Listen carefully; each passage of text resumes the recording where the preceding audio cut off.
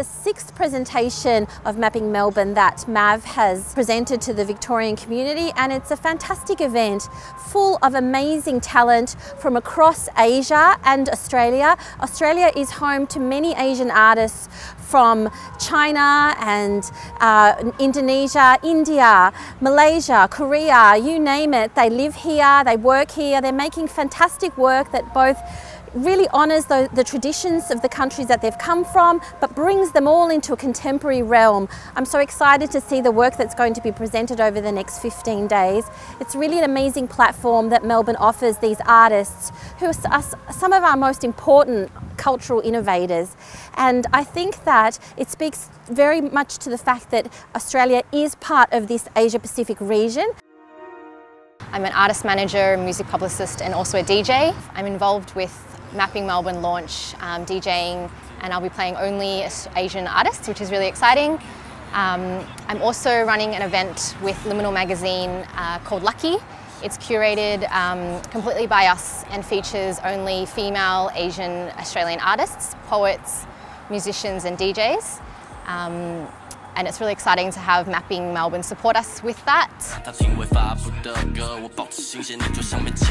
My experience with Mapping Melbourne has only been this year, and it's been really cool to see them support Asian Australian artists in Melbourne and just have them back us, and hopefully there'll be more people that'll jump on board.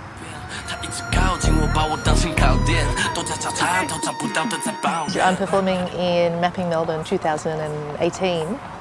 I have brought together a bunch of musicians and dancers to perform at the Mission to Seafarers, which is a really beautiful historic site just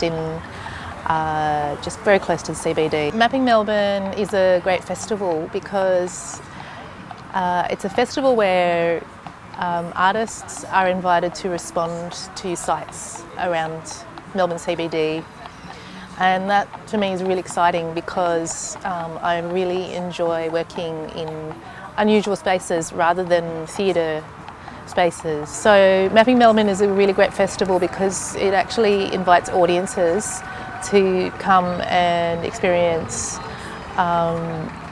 really interesting contemporary music, dance influenced by different Asian cultures.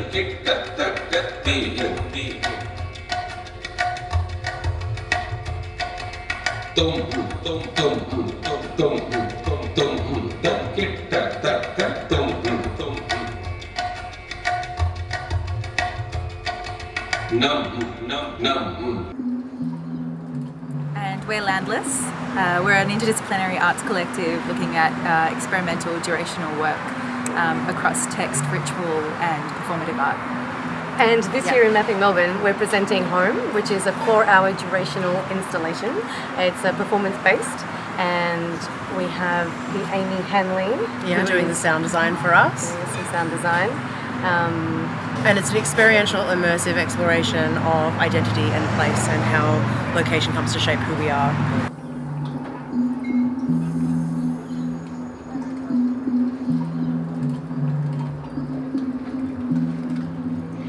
My experience at Mapping Melbourne is often it seems to be the most experimental and envelope-pushing small-scale arts festival in Melbourne that happens in Melbourne. It draws a lot from the region, from the wider Asian community in Melbourne, and also the wider Asian community outside of Australia. I always feel like I get a sense of the real boundary pushers in those regions, and it tends to colour my December and become, set the tone for the end of the year.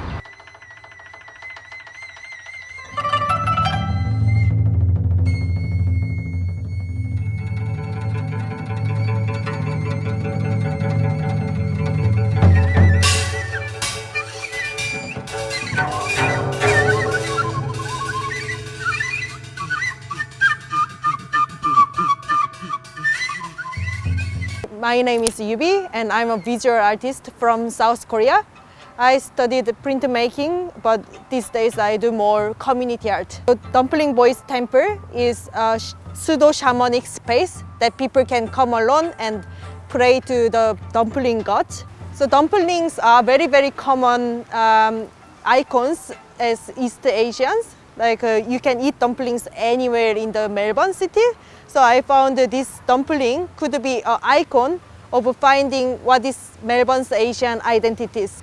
Mapping Melbourne is the place that Asian artists can come alone and then they can interact with this idea of what is our Asian identities and what is actually representing in this contemporary world.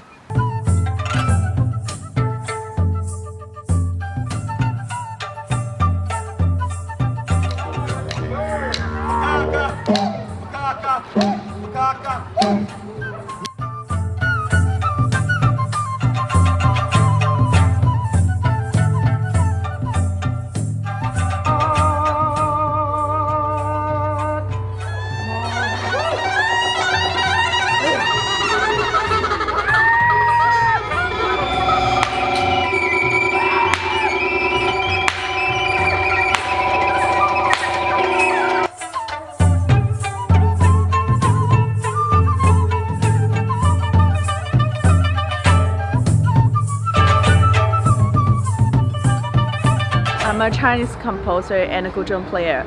Guzheng is a traditional Chinese musical instrument. It has 2,500 years history. I am presenting work in Mapping Melbourne this year, and my work is a new composition called Metamorphosis. From my own experience, I have always been supported by MAV. And Mapping Melbourne is a special platform for artists.